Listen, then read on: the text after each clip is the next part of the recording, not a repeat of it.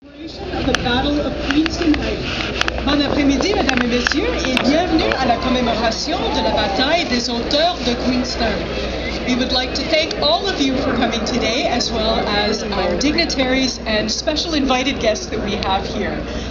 This afternoon, reenactors from all over North America, the majority of whom are volunteers, will bring this pivotal moment in Canadian history to life during this, the 200th anniversary of the War of 1812. So what we would like you to do is picture the field before you almost as a stage.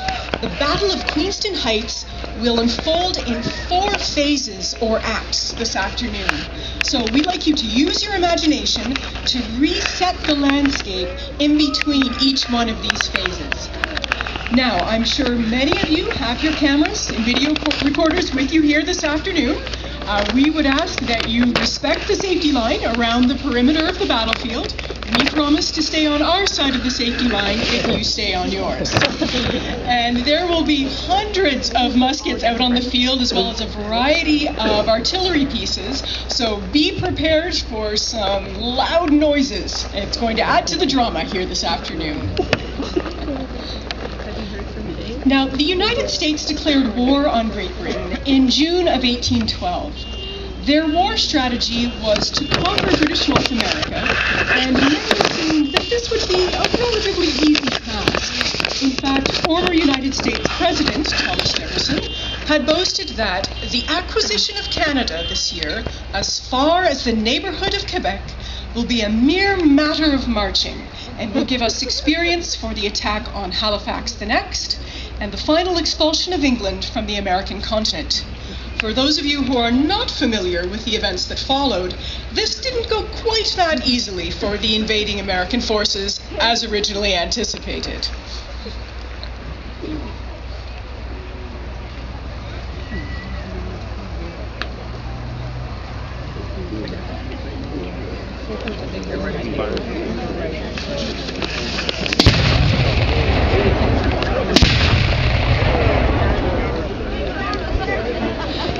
So this afternoon, we would like you to picture that the tree line on the far left-hand side of the battlefield represents the shoreline of the Niagara River that leads up to the Redan batteries. So those are the artillery pieces that just fired up at the top of the slope of the hill. This was an artillery piece that was positioned about partway up the heights at Queenston on the bluff, and they were giving fire. So shortly after 4 a.m. on the morning of October 13th in 1812, the long-anticipated American invasion of Upper Canada began. Elements of the 13th U.S. Infantry, under the command of Captain John Wool, landed upriver of the village of Queenston. British sentries fired into the packet boats, inflicting casualties, and then fled to warn the troops in the village.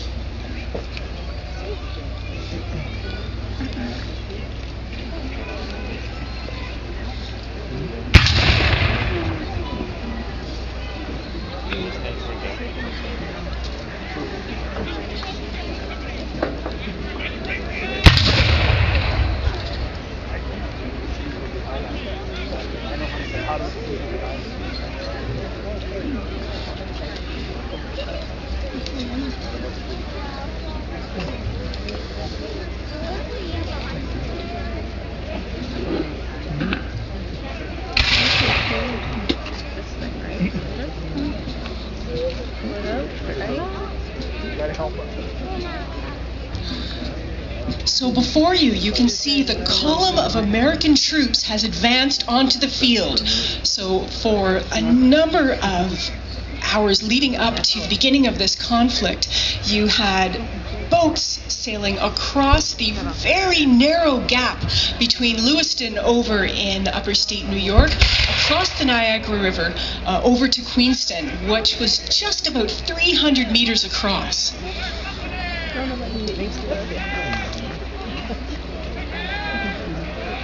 I agree.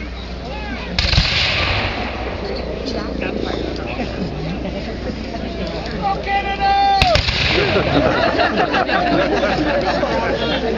The print.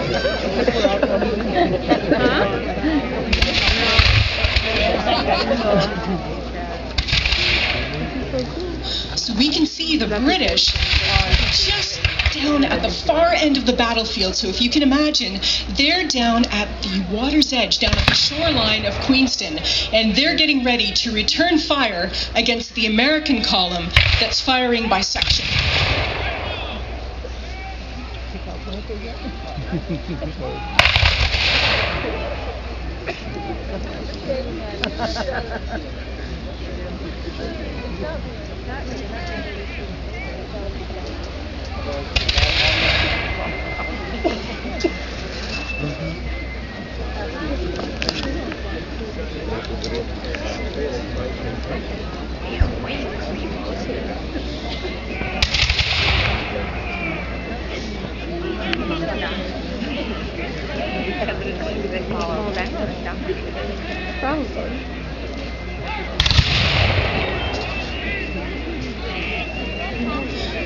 So you can see how far apart the British and American forces are from each other right now.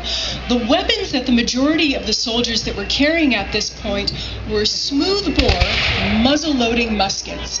So that means that the barrel of the firearm that they're carrying is absolutely smooth inside. It's like a pipe. And the effective range of a weapon like this is anywhere from 50 to 100 yards. So though the battles would start significantly further away than that, it wasn't really until they were much closer that this weapon would really start doing the job that it was meant for.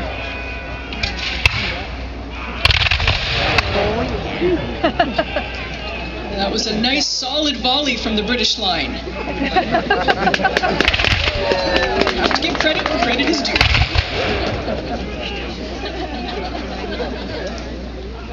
So command of the U.S. forces soon transferred to Lieutenant Colonel Solomon Van Rensselaer. He was the aide-de-camp to General Stephen Van Rensselaer. Now, upon his arrival at the landing site, he formed up his men and started to advance inland.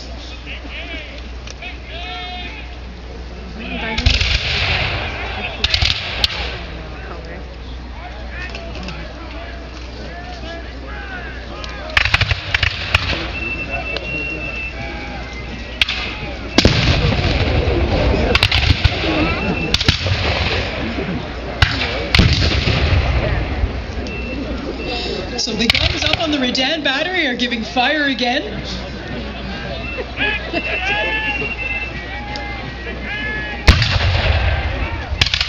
these things on the left cannon? Are these Canadian? Those are American. So how come these US? Oh wait, these US people look like they're facing. Now, meanwhile, down in the village of Queenston, Captain James of the Grenadier Company of the 49th Regiment of Foot gathered his force consisting of the Grenadiers of the 49th Regiment, 2 flank companies of each of the 5th Lincoln and 2nd York Militia, as well as 10 soldiers from the 41st Regiment who had been working under the command of an engineering officer. So we have a combined force on the field of regular British troops as well as militia troops, and these are local men that have been training on a monthly basis, and they have been called up to do their part in the defense of their king and empire.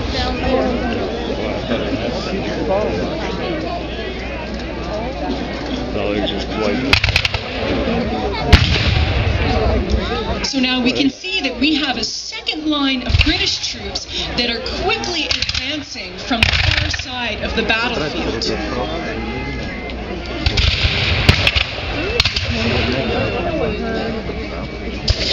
They are going to start attacking the right flank of the American formation, who quickly wheeled around to confront them. So you can see we have 2 fronts of battle going on right now. We have the main column of troops down at the far end of the field towards the village of Queenston, and then we also have troops further up towards the Redan that are acting almost as light infantry troops. So these are men that are working mainly in pairs, and they're firing to support one another. They've got a bit more maneuverability on the battlefield as compared to the big, long columns of troops.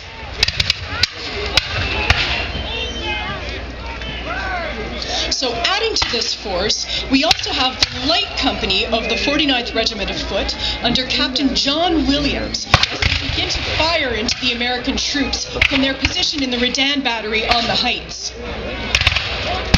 So you can see that the American troops are starting to get pressed in the middle of these two British flanks.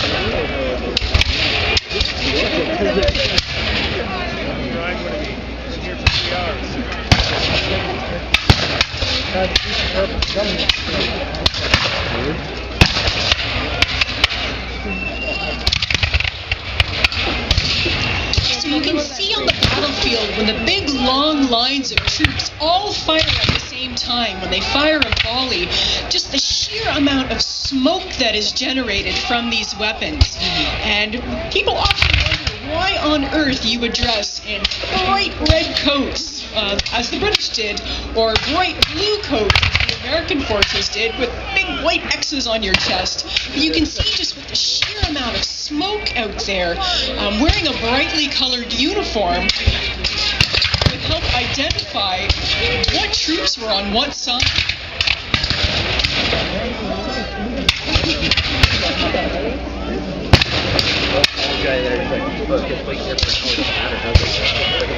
And it was this fog that later on people would start referring to as the fog of war.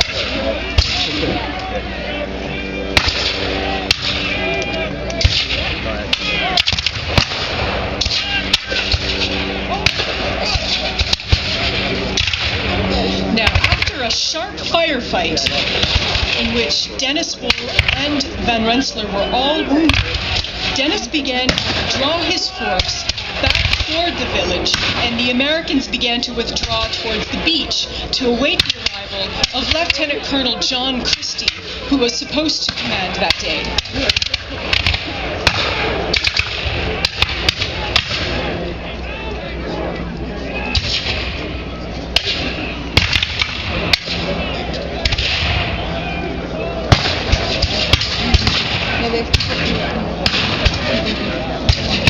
People are going to the retreating to the beach to wait for someone else.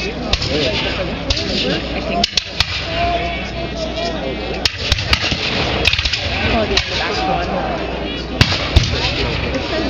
So at this point, the wounded Van Rensselaer sent 160 men under Wool, led by Lieutenant John Gunsworth as guide, to ascend the heights and storm the Redan Battery.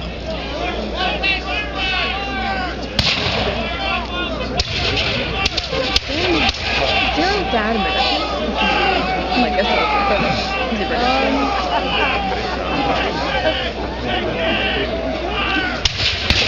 I'm not sure. The 49th Light Company, who had been defending the battery, ordered down from the heights to support the British troops fighting in the village against a U.S. group that had drifted downriver from their intended landing place. This accidental landing looked like an intentional second prong to a U.S. assault. So, in consequence, when Wool's force emerged from the heights, the British gunners were obliged to flee the position, having no support. The battered Americans now had a weak control of the height.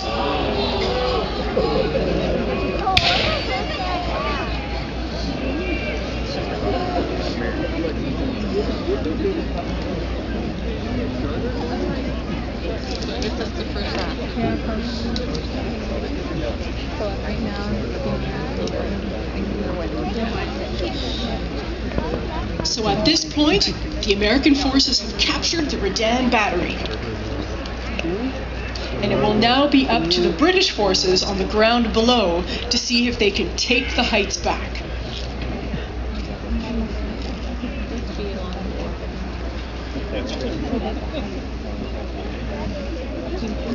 Yeah.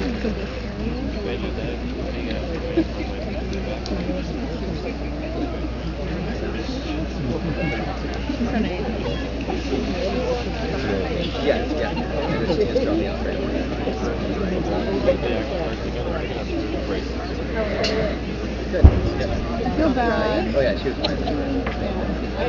So now, as the troops leave the field, we're going to be entering into the second phase of the Battle of Queenston Heights. So sort of erase the original landscape, and now we would like you to imagine that the slope of land before you is the slope leading up to Queenston Heights.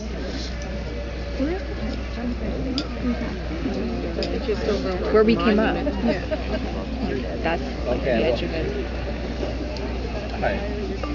That was his outfit, right? He wanted to be up. Now, Major General Isaac Brock and his headquarters at Fort George, just up the river, was awakened by the first sounds of the battle. Quickly dressing, he gave orders for his aides, John Glegg and John MacDonnell, to follow as soon as possible. Brock intended to determine for himself if the fighting at Queenston was the real attack or just a feint to draw British troops away so Fort George could be taken.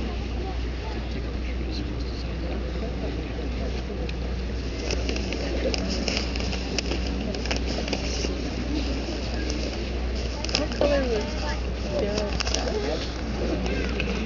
it had like red and blue. Daryl had the blue and then oh yeah. And then you've got With this big feather, I thought. Yeah. You can see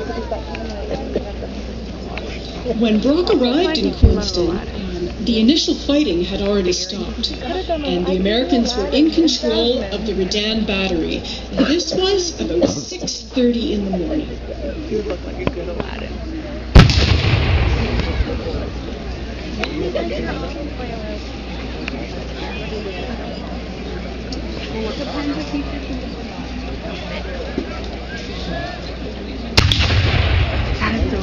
Yeah, that comes out.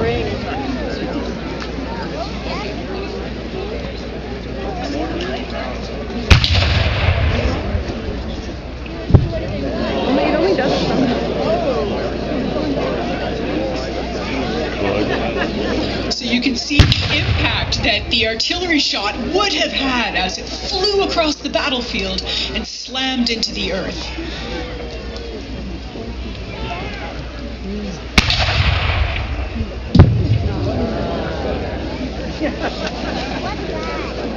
Oh, and they don't see.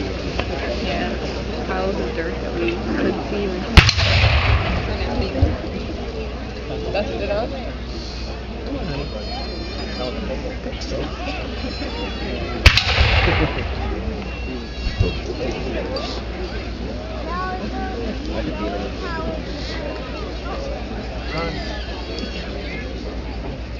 Now, Brock realized the gravity of the situation after consulting with Captain Dennis. He sent for reinforcements from Fort George and from Chippewa, gathering together a small force of men composed of the light company of the 49th Regiment of Foot and elements of the 5th Lincoln and 2nd York militias. Brock led a counterattack towards the Redan.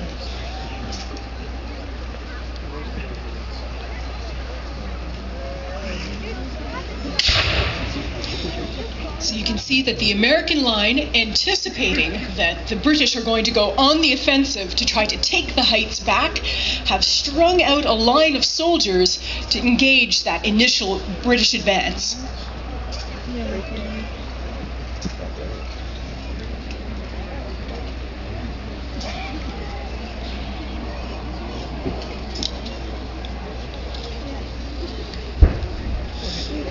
Okay, let's just on our way home from work.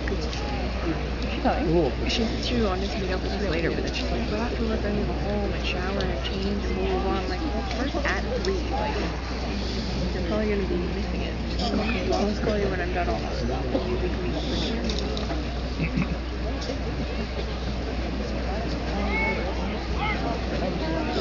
So you can see the British line is starting to advance. And we have General Brock leading the charge out front. Yeah, Brock.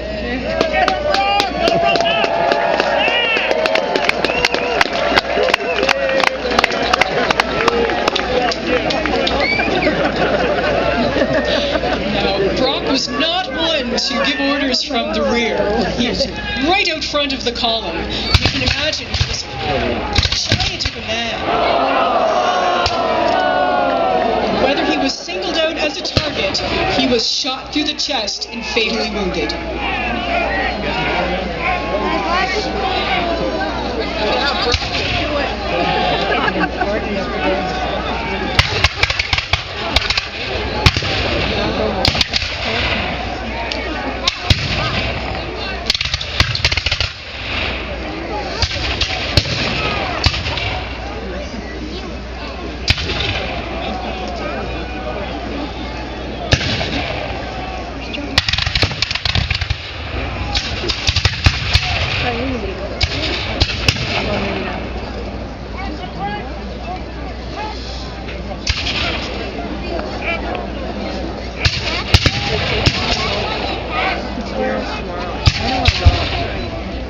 Oh, that's them taking them off the back?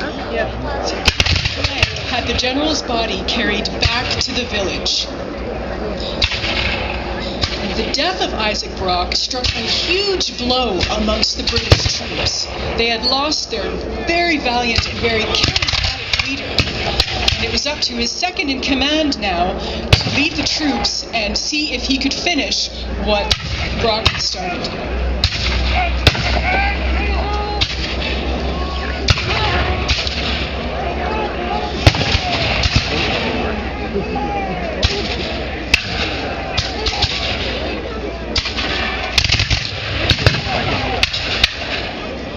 So the initial attack died down while Captain Williams assembled a new assault force composed of men from this light company, the 3rd York Militia, some 41st Regiment, and another body of men under John Macdonnell. I know that they're making something from it. I haven't seen any. Oh, wait. Sound mic? Yeah. So while the British are reorganizing their troops, you can see that the American line is taking advantage of this and pushing forwards to see if they can keep that British assault back.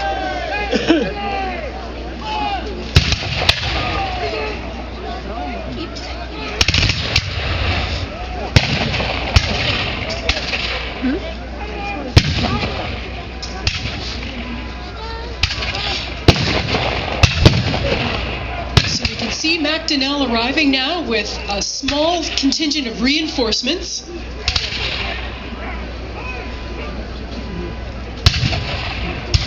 And it's this smaller force of about 70 men that made a determined assault against 400 American troops on the heights and eventually drove them to the edge of the bank.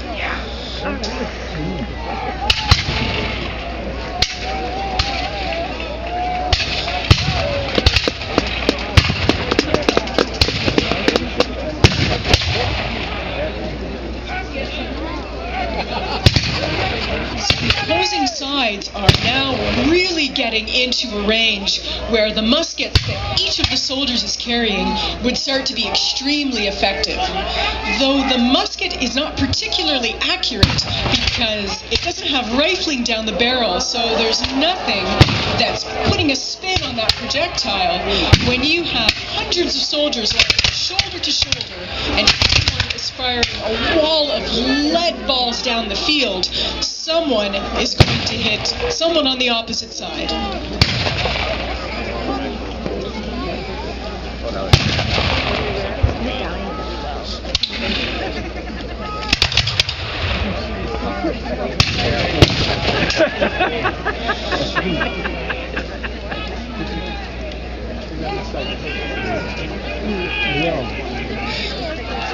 Lieutenant Colonel John Macdonnell, who had valiantly tried to pick up the charge where Brock had left off, was mortally wounded in the conflict, and Captain Williams was severely wounded as well.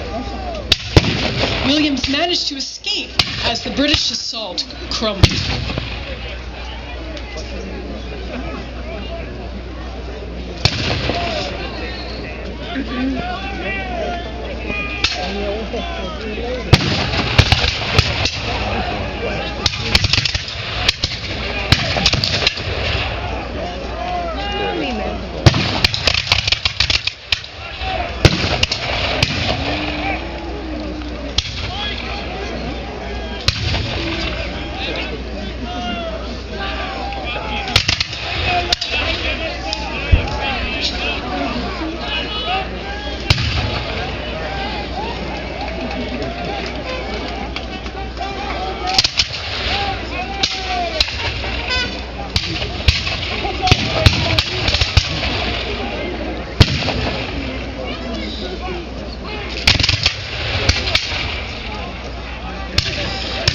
The survivors, once again under the command of Captain Dennis, withdrew to Ruman's Point north of the village of Queenston.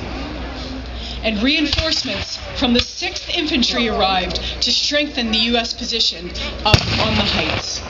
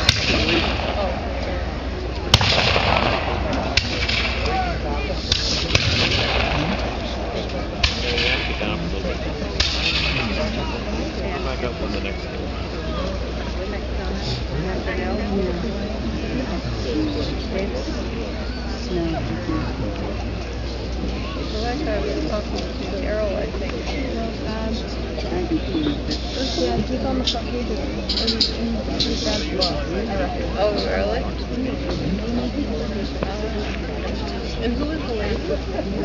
So we see the last of the British forces, their allies in militia, are leaving the field. So unable to capture the Redan battery, the Americans are now in control of the heights.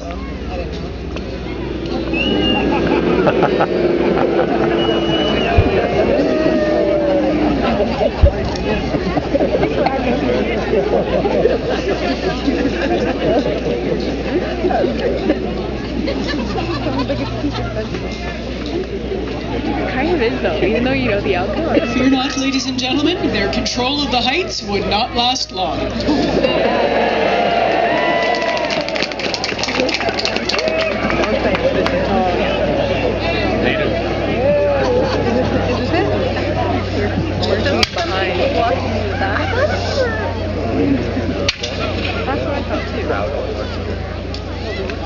Well, no, I guess those have been the American the whole time. The American part. That's why I like to know where the narrator is doing it from. And then you know her perspective, you know yourself. Oh, here comes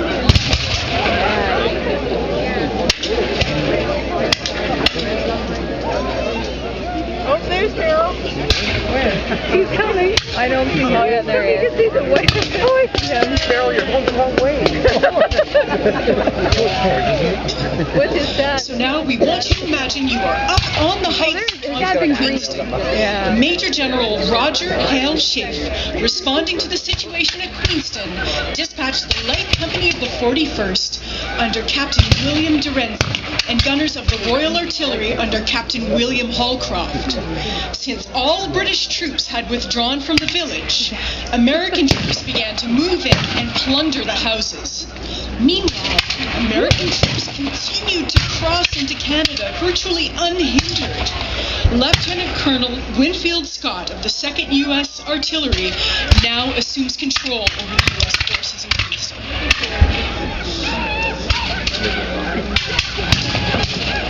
Shortly after 10 o'clock, Holcroft's artillery detachment arrived at Vrooman's Point and began to bombard the U.S. forces on the heights.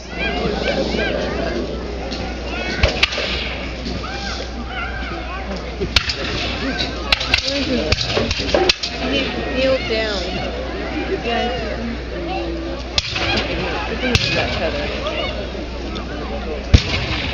I know.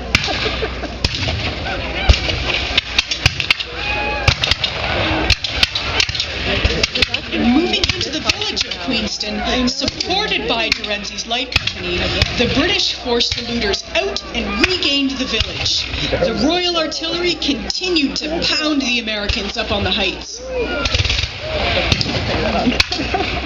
So you can see that the American line is starting to crumble and retreat. Now, a party of native warriors under the command of John Norton made their appearance up on the heights. And unlike earlier attempts made by the British forces, Norton and his allies swung around to the west and attacked from the south. The Grand River warriors opened fire on the New York riflemen, who quickly broke and fled. So they said he led them in. Oh, yeah. Which is on Wiki before. There they go. Yeah, you lead your men, John. Seeking cover, the warriors began to cross the field from east to west, taking advantage of the ground and maintaining a deadly fire on the U.S. troops.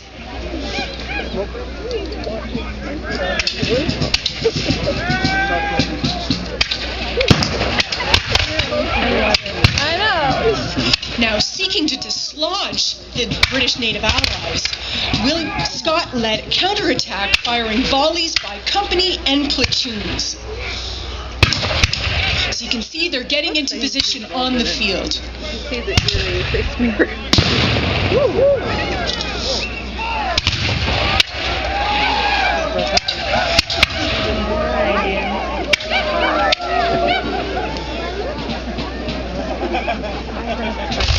Totally gonna have it in here. They're scary.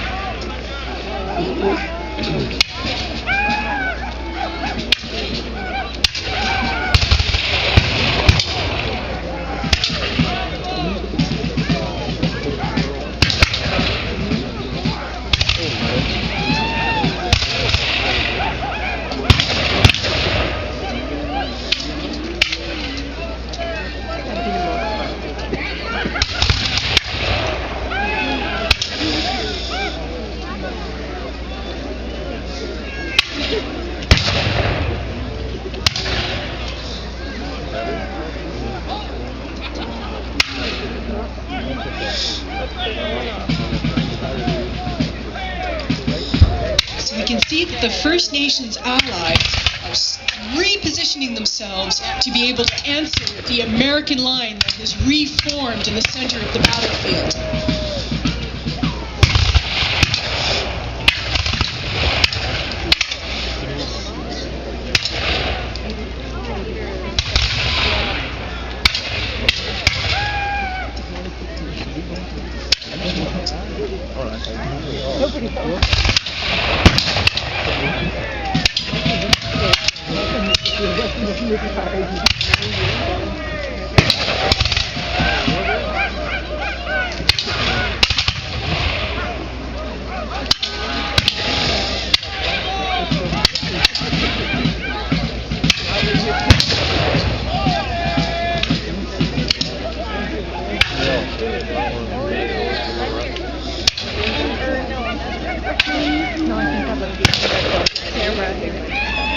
Now, the American commander, Winfield Scott's counterattack, now that he's reformed all of his forces into a strong, unified force, they're going to start firing by volley and by section to try to push those First Nations allies under Norton's command back. So we get a good volley from the American forces. The First Nations allies are still holding strong.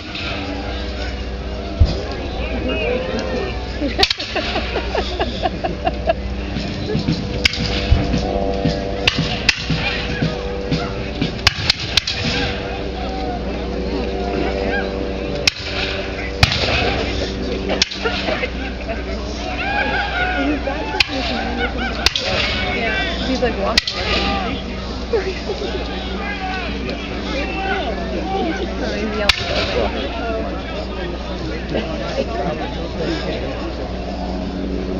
So you can see the maneuverability of the First Nations allies under Norton's command. Unlike the line troops, where it's a bit more of an awkward position of trying to wheel the troops around to keep that shoulder-to-shoulder position, to make those muskets most effective on the battlefield, the First Nations are able to change front and change positions really, really easily, and that way attempt to flank the American forces. And also, a lot of the First Nations allies, though some of them are carrying muskets, some of them are carrying rifles. So because we've got that rifling carved into the inside of the barrel, it's putting a spin on that projectile as it comes out, which, just like if you throw an American football, that spin is going to stabilize the round and make it go further and more accurately. So they're able, from a greater distance, to actually choose targets to fire upon.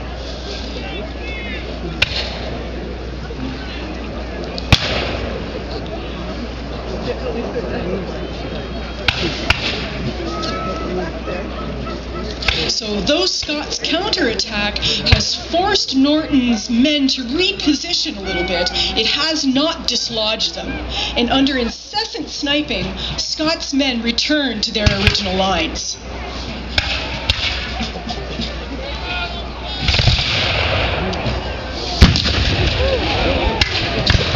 And the combined assault of the Grand River Warriors and Holcroft's bombardment prevents the United States forces from properly consolidating their positions up on Queenston Heights.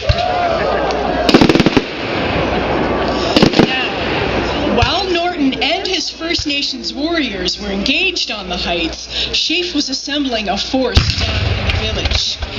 This consisted of Dennis's force, Terenzi's men, and other companies of the 41st Regiment of Foot, Runchy's Colored Company, and a variety of militiamen. This force followed the same road up to the heights that Norton had led his First Nations allies.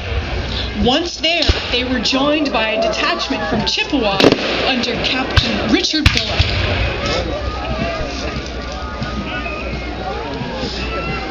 So Sheaffe placed his main force, consisting of the men from the 41st and the 49th, directly in front of the Americans. On his western flank were Norton's warriors, the light companies of the 41st and 49th Regiments, and Runchy's Colored Company. And Bullock's force was added to the right of the British line. The militia force was positioned to the left and rear of Sheaffe's main body of forces.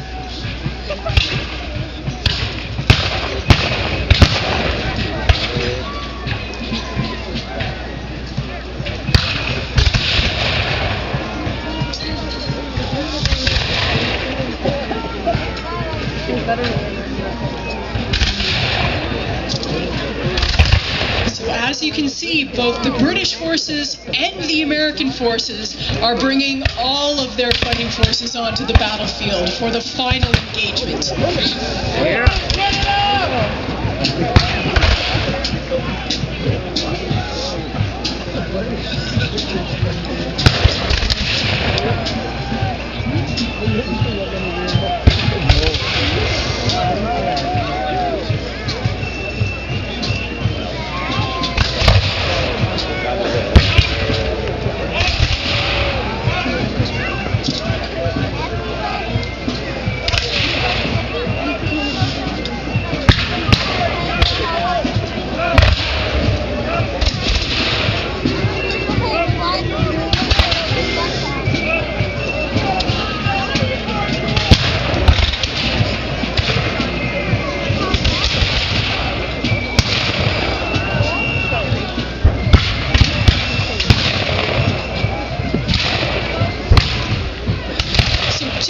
Take a look, ladies and gentlemen, at the number of troops we have on the battlefield before us today.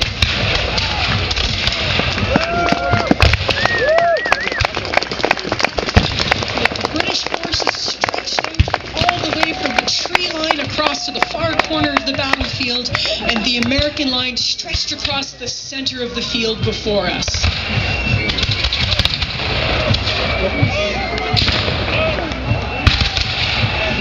So we can see the British line is slowly moving forward, getting themselves in position.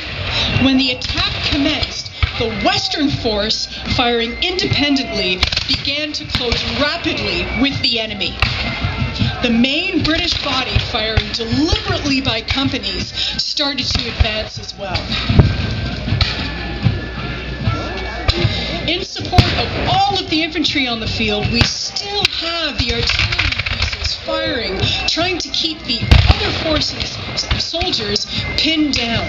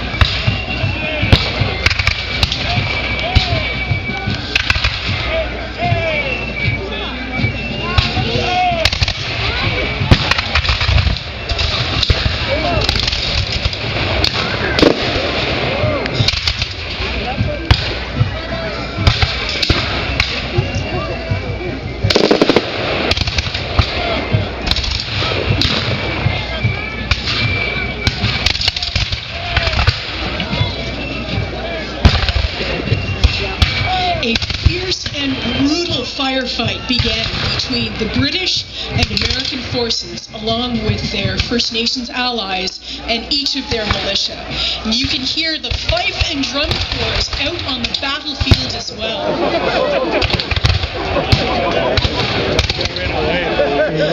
It was the music of these fife and drum corps that would help the troops keep cadence. They were the walkie-talkies, if you will, of the battlefield in the 18th and early 19th century. It didn't matter how loudly you shouted, odds are you could not be heard over the artillery fire and the musketry out on the field. So it was the fife, drum, bugle calls from these musicians that would disseminate the orders from the officers to the sergeants and then to the men on the field.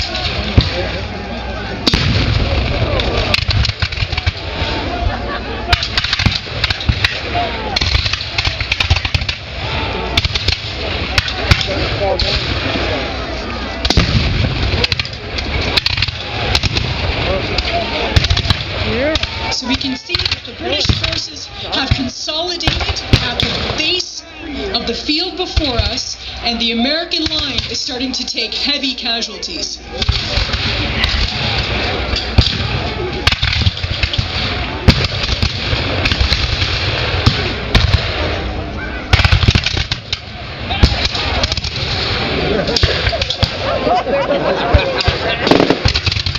Traitors were dealt with harshly on the battlefield.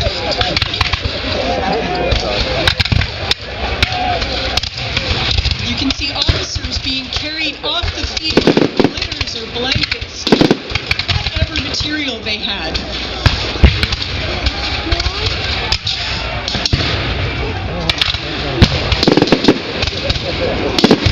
If you look at the age of some of these young boys that were on the battlefield, that were running messages from section to section, or bringing desperately needed supplies.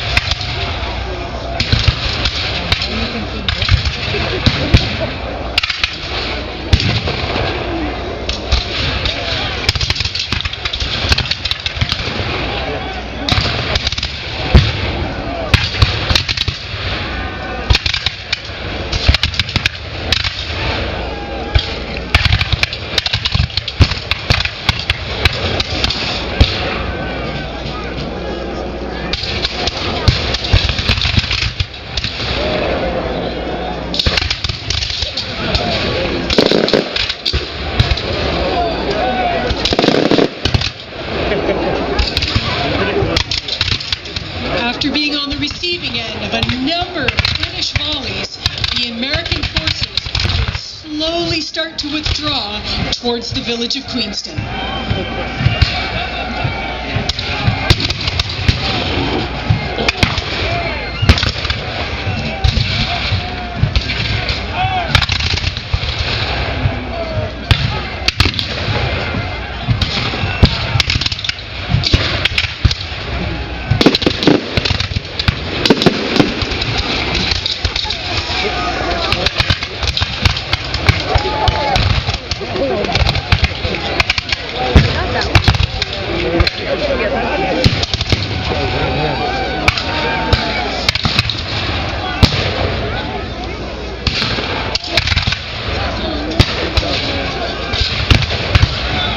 As the Americans started their retreat towards the village of Queenston, it was the 13th U.S. Infantry that formed the rear guard.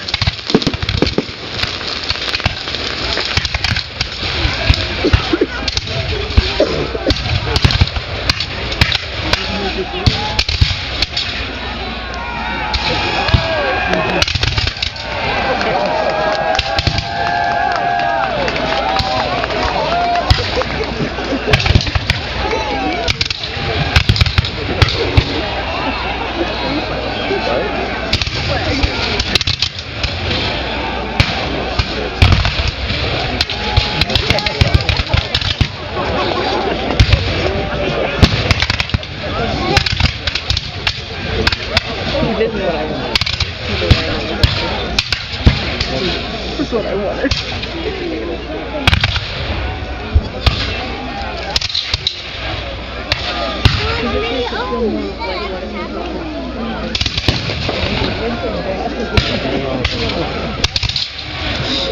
Though the armies would try to get their officers off the field when wounded, for the rest of the men, they would lay where they fell.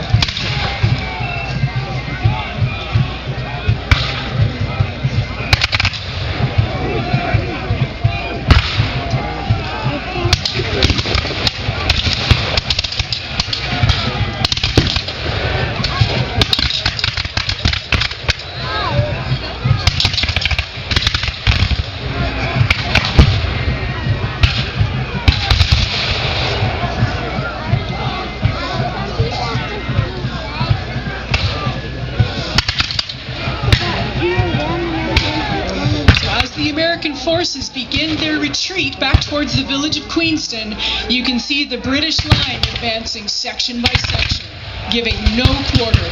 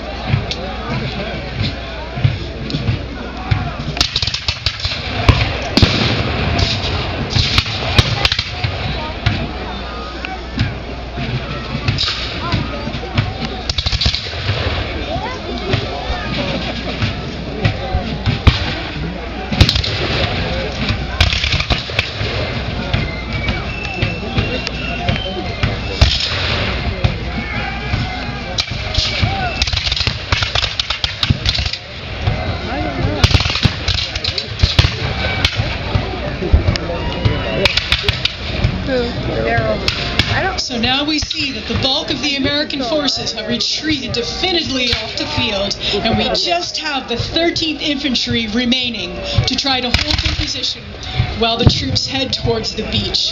Once there, however, the United States forces realize that there are no boats available, and surrender appears to be the only option.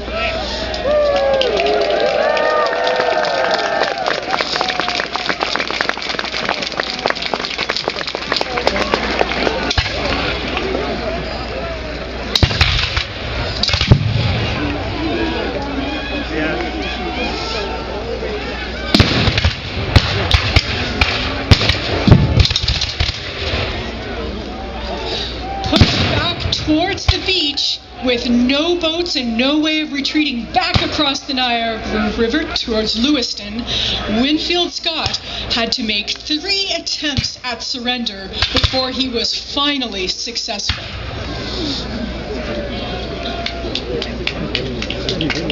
By 4 p.m. in the afternoon, the battle was over and Upper Canada was saved.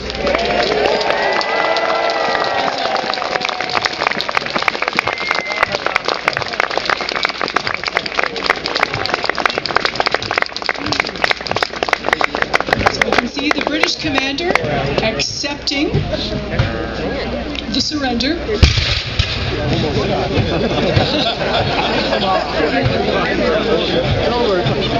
Apparently the British forces have a bit more fight in them left.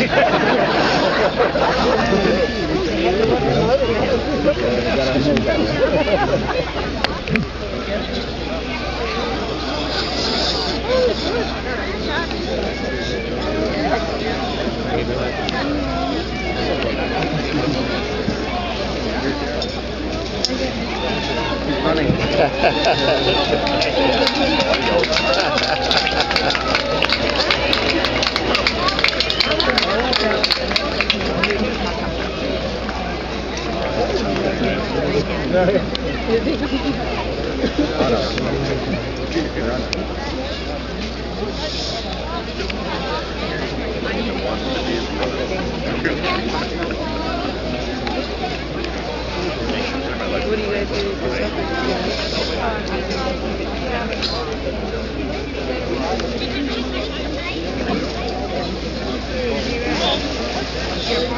To mark the end of this ultimately tragic afternoon, the drums of 1812 will now play a lament. Out of respect for the fallen of all nations, we would ask that you observe a moment of silence during the playing of the lament.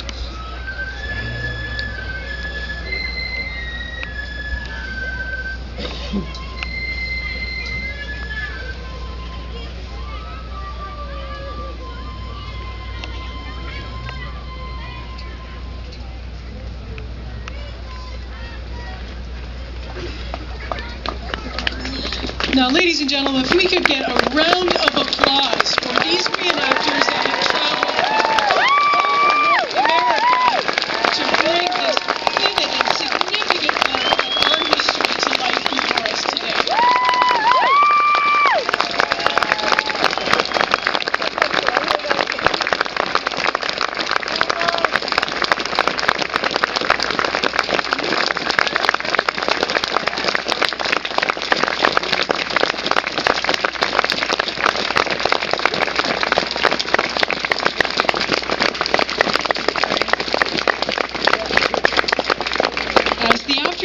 On October 13th, the British gathered their prisoners and looked after their wounded. Isaac Brock and the other British dead were transported to Niagara. John Macdonnell succumbed to his wounds later that evening. Early the next morning, the fallen Americans were buried where they fell or in mass graves. The British defense of Queenston had relatively few casualties compared to the losses suffered by the American forces. On the British side, 75 officers and men were wounded, and 21 were taken prisoner. In the American forces, however, 925 American officers and men were held in captivity. Estimates of American casualties range upwards of 500. For the First Nations allies, Norton's men lost 2 chiefs and 3 warriors, in addition to a handful of wounded. However, the death of Isaac Brock and John MacDonnell had farther-reaching effects for the British. Where one would normally expect a celebration of such a grand victory, there was sadness over the losses. In Roger Schaef's report of the battle, he commended his men, but lamented the death of Isaac Brock, saying, "This brilliant success is, however, clouded by the ever-to-be-lamented death of Major General Brock. The zeal, ability, and valor with which he served his king and country render this a public loss that must be long deplored, and his memory will live in the hearts and affections of those who had an opportunity of being acquainted with his private worth."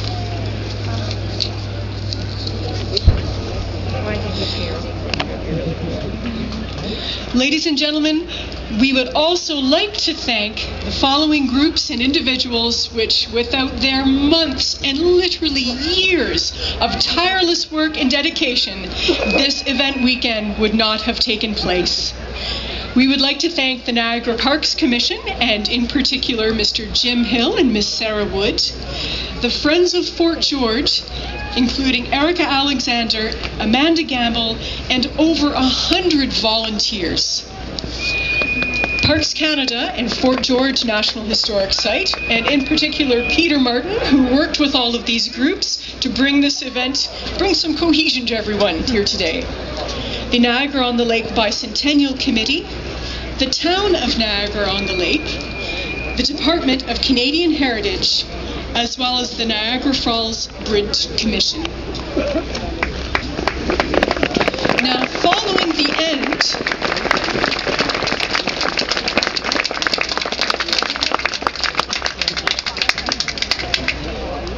following the end of the event this afternoon, at 4:30, we would invite you to join us for a commemorative ceremony up at the base of Brock's monument. At the end of that ceremony, we would encourage you to line the walkway in respect for our fallen hero as Isaac Brock's body is taken away from the heights in a horse-drawn carriage. Following at 6:15, Gin Lane, which is a fantastic musical trio, will be performing popular music of the War of 1812 time period in front of the monument, and we will end today's activities at 7:15 with a magical fireworks display up on the heights. And we would also invite you to join all of us at Fort George National Historic Site in Niagara-on-the-Lake tomorrow for the funeral procession and commemorative service where Brock's remains will be laid to rest. So once again, ladies and gentlemen, we sincerely thank you for joining us here today. You have helped us to commemorate a turning point in the history of Canada. Thank you.